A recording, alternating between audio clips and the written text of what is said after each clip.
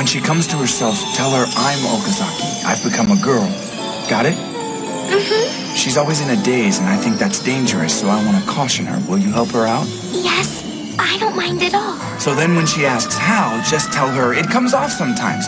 For any other questions, just say, for the time being. Okay. Okay, fun team, let's hide and watch. Will this really help, Futar? What were we talking about just now? Where's Okazaki and Nagisa? I'm Okazaki. I've become a girl. I said I'm Okazaki. And I've become a girl.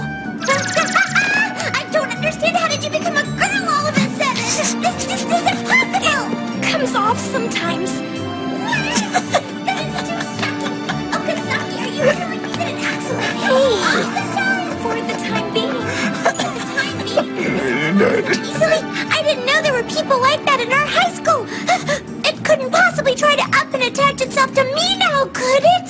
For the time being. It could! That's a great check. Oh, did it attach itself again? What's with you? What are you talking about? It was a bad dream after all. That's good.